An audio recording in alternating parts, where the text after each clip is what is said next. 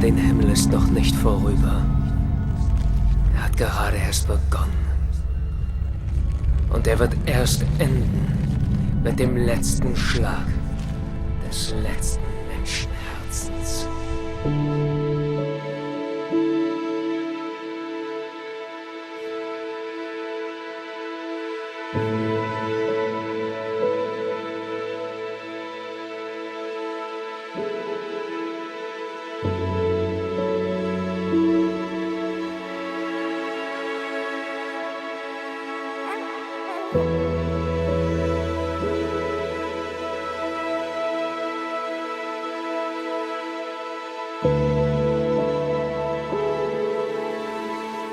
Dies ist mein lieber Sohn, an dem ich wohlgefallen habe.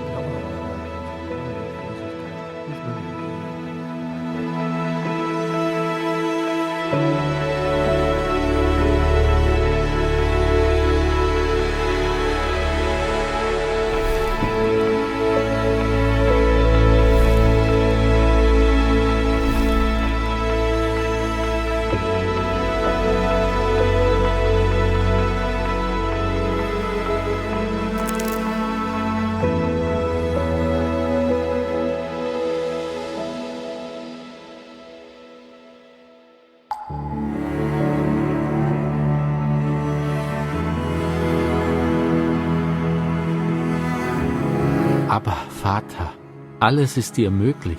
Nimm diesen Kelch von mir. Doch nicht, was ich will, sondern was du willst.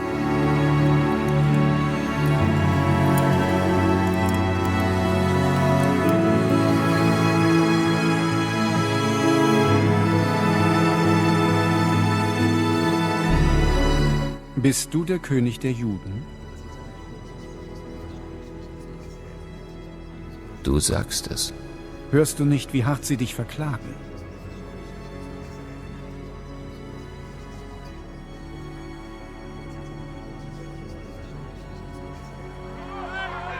Wen von den beiden soll ich euch losgeben?